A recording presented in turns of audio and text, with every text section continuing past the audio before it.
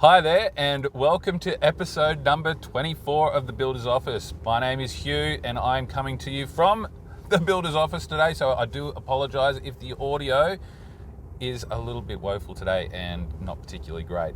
The whole idea of coming to you and recording this from the traditional office today was that it was my moment, and with the thoughts that were going around for today's episode, it's really about showcasing what's really going on out there. And well, I've just been to an event, and so I'm going to touch on a little bit of the information that I sort of got, and this all came through to me from the Master Builders Association. And yes, there were a lot of builders there. We did have a discussion about what's going on with the state of affairs of the building industry at the moment, and it was great, and it was slightly eye-opening. So now I am stuck in traffic, and I thought, what better time, while it's all fresh in my mind, to get it out there and to actually pass this information on to the people that it's really going to be relevant to, and that's you, the homeowner.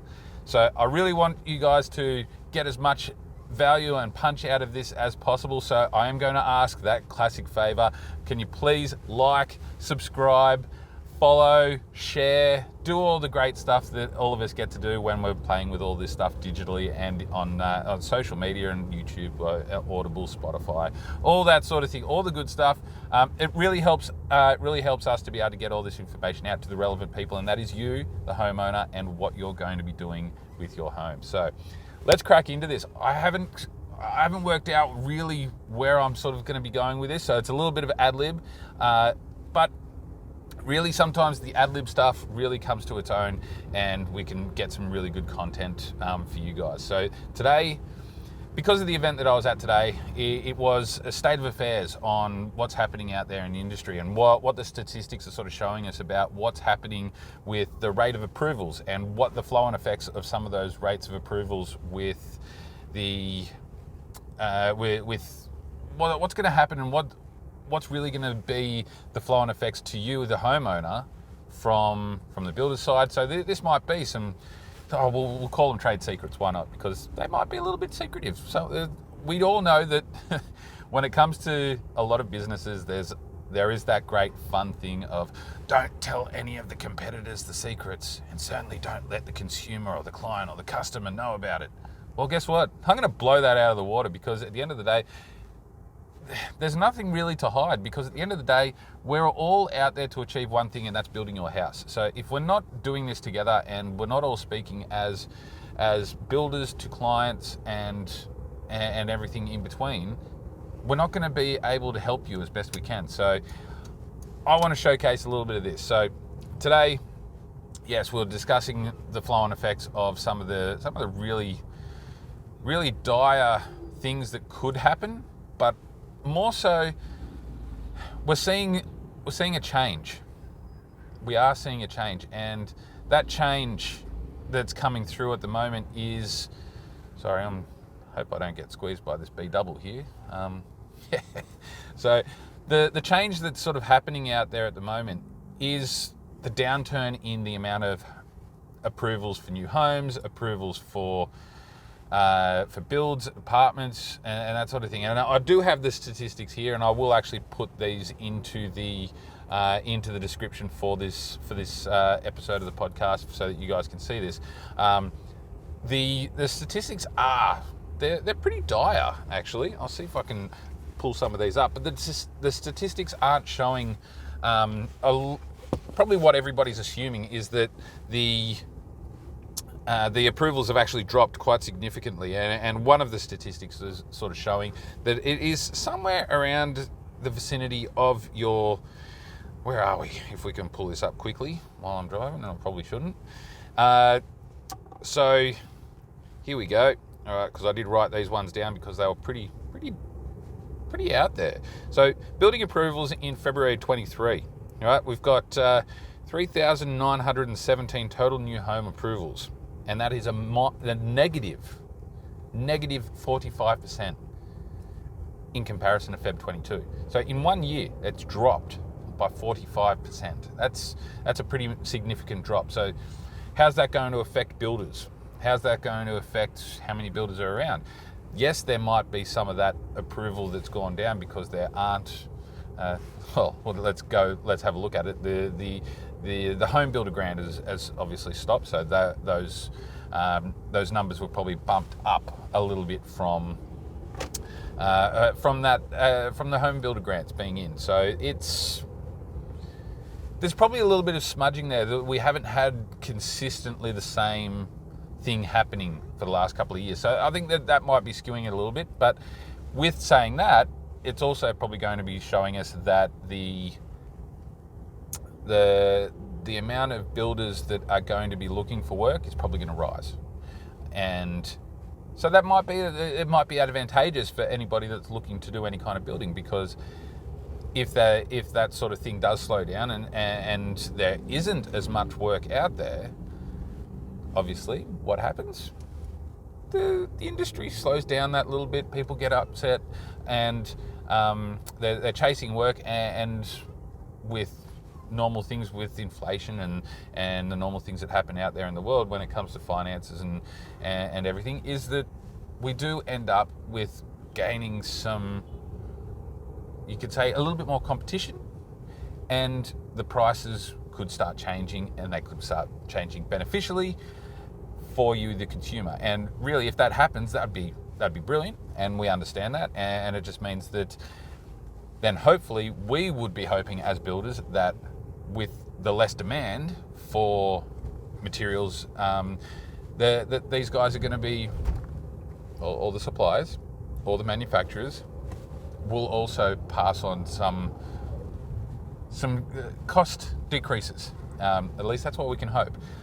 I can only hope for that, and if that sort of thing does come across, it would be brilliant. It just means that it's more economical to be able to do some building. And we know the other effect of this, and what's created that downturn as well, is that because of the home builder stuff, and everybody during COVID was getting renovations done on your homes, all of that sort of stuff stopped. So now is that time where we are going to see some more chopping and changing in the industry, and it's going to be beneficial for everybody. So as we know, rise and falls that do happen, and no, that is not a rise and fall clause in a building contract. So that's another thing that we will discuss, not today, but we will discuss that at some point. And it's a really scary thought when I'm sitting there and I'm being told that, in a legal perspective, that there have been people putting rise and fall clauses into their building contracts and getting people to sign it, and it's illegal. I mean, if you want to get in trouble, that's a surefire way to go about that. But we won't get into that, because that is a very troubling thought.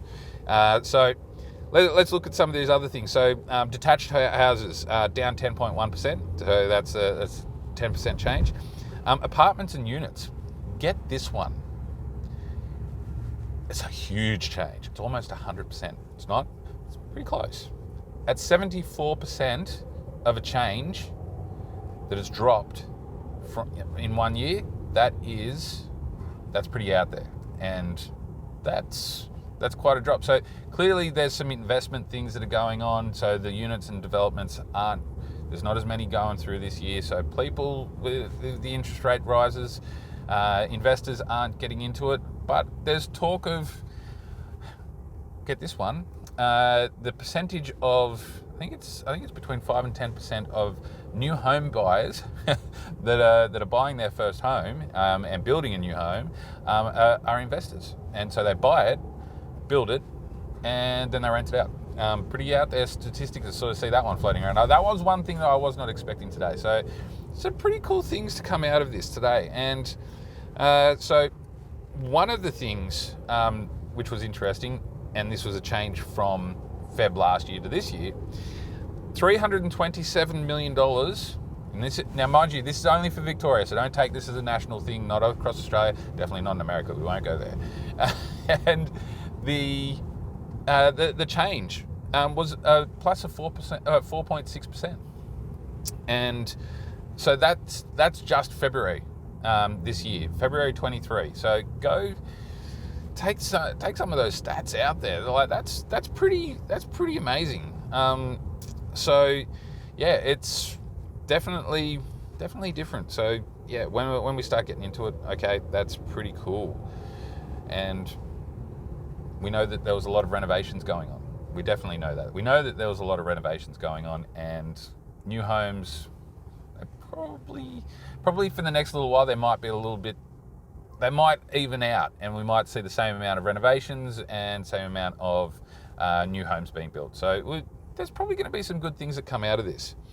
Now, some of the other things that we were sort of discussing was, what are the effects of the NCCs that are going to be coming through? I mean, yes, we can talk about some of the effects of that, but how is that really going to affect the bottom line for a consumer? And if you don't know what the NCCs are, that's the National Construction Code. It used to be called the Building Code of Australia. A few years ago, it changed over to the NCC. And this is it's one of the regulatory things that governs how houses are built and what kind of things need to be done and adhered to. So the regulations that need to be adhered to, pulled out of a lot of the different Australian standards. And there's a lot of confusion at the moment that's going on with this, and it is probably going to worry a lot of people, and it worries us as builders because it is once again another, I guess you could say, I don't want to bag anybody out for this. The regulatory bodies turning around and adding another layer of complexity to a build, which homes are already complex enough as it is, but adding another layer on there, which is going to increase the cost of building a home once again. And when that's sort of happening with the increases that we've already copped, and then to add another layer on and it increases the cost again, how many homeowners out there, or people looking to get into owning a home or building a home or renovating or buying an apartment or building a townhouse or doing anything like that, the cost increases that are happening they're starting to become exponential. And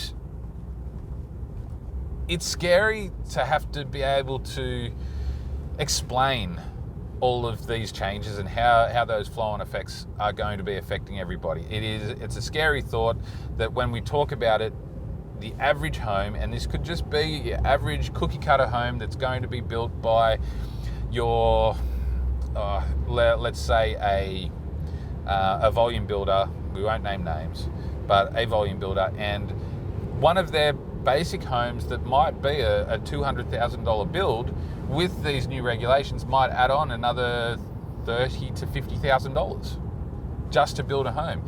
And in amongst all of this, the changes are meant to be for sustainability, or they might be for efficiency, or economic reasons. But we can't figure out why they would be for economic reasons. That's one of those strange things that we've been struggling to figure out.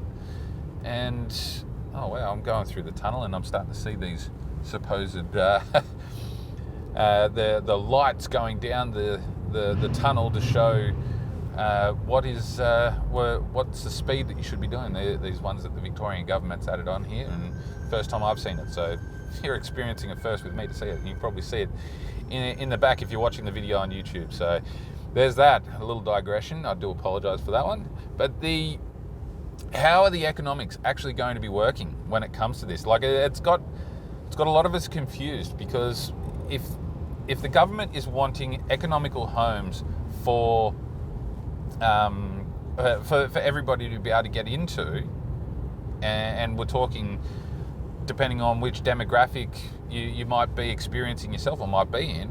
If you're a first homeowner, you don't want to be spending an extra $30,000 to $50,000 on top of what is initially one of the biggest investments you're making in your life.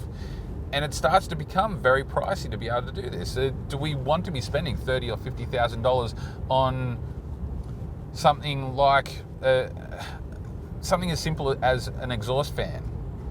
And I understand that an exhaust fan might seem like something insignificant, but it's one of these things where they're asking for an exhaust fan that's going to have a run-on time and a timer, and that little switch can cost a little bit of money, and depending on which one goes in there, then it adds onto your electricity bill because that's going down the line. So double-edged sword. You pay more when you build the place, but then you have to pay more in electricity down the line. How does that equal economical? So that's one of those strange ones. But then the design of the home has to change because you've got to meet these new regulations, which say you have to have a certain size front door, or one of the doors to get into your home on the ground level of your home, whether it's the front door or a garage door going into your home, has to have a certain width, and it's not a standard width door anymore. And so you end up with something a little bit larger, and then it has to have no step. Okay, so then we've got to redesign a home around this, in the off chance that somebody that is going to be coming in there with a wheelchair, or can't lift their legs, or all this sort of thing. And a lot of us are questioning it. It doesn't faze me, but having to justify or having to explain what is going to be needed to be able to build a home by the government regulations is starting to get a little bit tedious, a little bit frustrating. This is going to take some time for a lot of people to get their head around, and especially the designers, because having to redesign homes, if they haven't predominantly gotten all of the design done, it's going to be challenging. So yeah, it's going to be very difficult. I'm expecting that there is going to be some challenges in there for everybody, and yeah, while it's there, we really just got to jump on top of it and explain what's going on. So at some point soon, I am going to jump into the NCC stuff, because as a homeowner, you need to know this sort of thing. Otherwise, you could end up designing something or wanting something and not being able to get it because the regulations say that you cannot design that. And that could be that's not going to be fun for everybody. So yeah, I'm going to leave it there. I wanted to keep this short, quick, while I had the information in my head. There is going to be more that's going to come out of this. I did meet a couple of people there that I really want to have a chat with, and I'm going to knuckle a few of these people down, and I'm going to sit down with them, and I'm going to have a chat with about what they do, how they can help you as homeowners, and it's going to be brilliant. So I really look forward to that. But I want to thank you for your time today. Apologize if the audio was bad and you're hearing lots of cars and motorbikes and that sort of thing. I'm in a tunnel at the moment, so it's probably going to be loud, but I want to thank you. And next week, going to be another good one. I can feel it now, and it's going to be awesome. And more on what I've discussed today. Probably going to be some more next week. I've got another event to go to as well, which is going to be very eye-opening. So I look forward to bringing more on that. But I hope you all have a great week. Thanks again. Share, subscribe, like, do all the fun stuff. Get this out there to everybody that you know. Share it as best you can. But I want to thank you. This is Hugh, episode 24. I'll figure out the title and all the information I'll put down into the comments. Not the comments. I'll put it into the description so that everybody can get a clearer picture of what I'm talking about. But thank you very much, guys. Appreciate your time, and have a great week.